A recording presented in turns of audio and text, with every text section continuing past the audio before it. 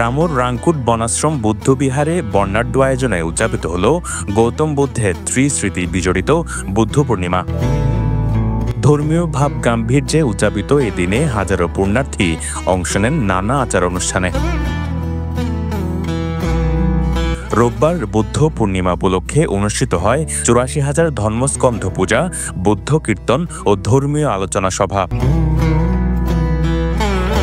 পুণ্যার্থীরা শুভেচ্ছা জানিয়ে বলে, এই বুদ্ধ পূর্ণিমার প্রতিপাদ্য পৃথিবী থেকে যেন যুদ্ধের অবসান ঘটে, মানুষে মানুষে বন্ধুত্বের বার্তা ছড়িয়ে পড়ে। আমরা যুদ্ধ চাই না, আমরা শান্তি চাই। বুদ্ধ বলেছেন শান্তি হচ্ছে আসল ধর্ম। আমাদের শান্তি বজায় রাখতে হবে এবং শান্তির কথা মাথায় রেখে আমাদের চলতে হবে। আমার আজকের এই দিনে আবারও বলছি, শান্তি থাকুক সকল দেশের মধ্যে, সকল মানুষের মধ্যে। সব্যে সত্য সুখিত হন্তু, জগতের সকল প্রাণী সুখী হোক। জন্ম, মহাপরিনির্বাণ, বুদ্ধত্ব লাভ, এই তিনটা একই দিনে একই পূর্ণিমায় সংঘটিত হয়েছিল, যা পৃথিবীতে আর কোনো মহাপুরুষের এই ঘটনা ঘটেনি। সারা পৃথিবীতে এখন যুদ্ধে জর্জরিত, প্রাণহানিতে জর্জরিত, একে অপরের প্রতি হিংসাত্মক, মারামারি, রক্তপাত। ভগবান বুদ্ধ এগুলার বিরুদ্ধে গিয়ে মৈত্রীভাব পোষণ করে জগতের সকল প্রাণীর সুখ এবং শান্তি কামনা করছিলেন। মানুষের মধ্যে কোনো ভেদাভেদ থাকবে না এবং বিশ্বের সকল মানুষ শান্তিতে থাকুক, প্রশান্তিতে থাকুক। সকলের মধ্যে এই বোধটুকু আসুক, আমরা মানুষ, আমরা পরস্পরের প্রতি শ্রদ্ধাশীল হব, পরস্পরকে ভালোবাসবো এবং বুদ্ধের সেই বাণী আমি বলতে চাই, জগতের সকল প্রাণী সুখী হোক। 1966 সালে প্রজ্ঞাজ্যোতি মহাথেরোর মাধ্যমে প্রথম শুরু হয়েছিল ৮৪,০০০ বুদ্ধ পূজা। সেই ধারাবাহিকতা আজও অব্যাহত আছে বলে জানায় রাংকুট বিহারের পরিচালক কে শ্রী জ্যোতিষেন মহাথেরো। বাংলাদেশের সবচেয়ে প্রাচীনতম বৌদ্ধ ঐতিহাসিক তীর্থস্থান এই কক্সবাজার জেলার রামুর রাংকুট। এই তীর্থস্থানটি সেই 1966 সাল থেকে সর্বপ্রথম বাংলাদেশে যে ৮৪,০০০ বুদ্ধ পূজা হয় সেটি এই রাংপুর থেকে প্রবর্তন হয়েছিল, যে প্রজ্ঞাজ্যোতি মহাথেরোর মাধ্যমে। এবছর ৫৯তম।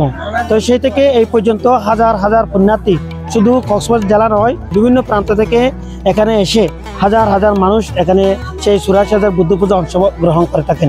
রাংকুটে পূজা শেষে বুদ্ধ পূর্ণিমা উদযাপন পরিষদের আয়োজনে শুরু হয় বর্ণাঢ্য মৈত্রী শোভাযাত্রা।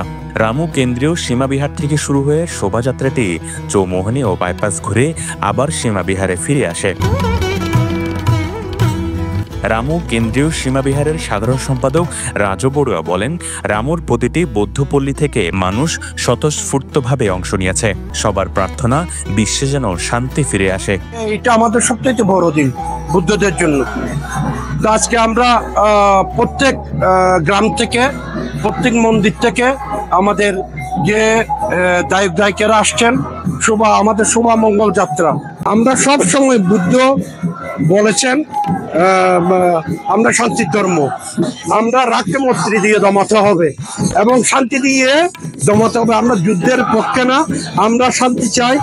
আজকের বুদ্ধ পূর্ণিমার শোভাযাত্রার আয়োজনটি গত ১ মাসের পরিকল্পনা এবং সেটি আজ প্রতিটি বৌদ্ধপল্লীর মানুষের অংশগ্রহণে খুব সুন্দর, সুশৃঙ্খল ও শান্তিপূর্ণভাবে সফল করতে পেরে খুবই আনন্দিত বলে জানায় বৌদ্ধ নেতা লিটন বড়ুয়া। আমরা বিগত ১ মাস ধরেই আজকের যে বুদ্ধ পূর্ণিমার আয়োজন সেটির প্রস্তুতি গ্রহণ করেছিলাম এবং আপনারা আজকে দেখতে পাচ্ছেন, সর্বোপরি আজকের রামুর আপামর যে সকল বৌদ্ধ গ্রাম আছে, বৌদ্ধ সম্প্রীতির গ্রাম আছে, সকলের অংশগ্রহণের সম্মিলিত এই মৈত্রী র্যালি আয়োজিত হয়েছে এবং সুষ্ঠু এবং সুন্দরভাবে আয়োজিত হয়েছে। এদিকে সীমাবিহারের পরিচালক শিলপ্রিয় মহাথেরো জানান, আজকের এই দিন বুদ্ধের জন্ম, বোধিলাভ ও মহাপরিনির্বাণ দিবস হওয়ায় দিনটি ত্রিস্মৃতি বিজড়িত হিসেবে পালন করা হয়। আজকের এই দিন আমাদের সিদ্ধার্থ গৌতমের জন্মগ্রহণ এবং বুদ্ধগয়া মূল মন্দিরের পিছনে যে বুদ্ধবৃক্ষের নিচে সে বুদ্ধের বুদ্ধত্ব লাভ, জ্ঞান লাভ করেন।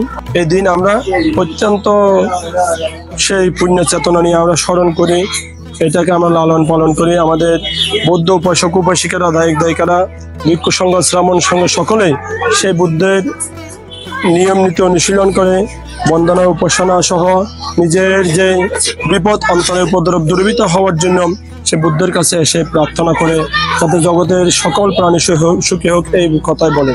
বুদ্ধ পূর্ণিমার এই মহতী আয়োজন যেন শান্তি, সহমর্মিতা ও মানবতার বার্তা ছড়িয়ে দেয় বিশ্বের প্রতিটি প্রান্তে। News desk, Penowa.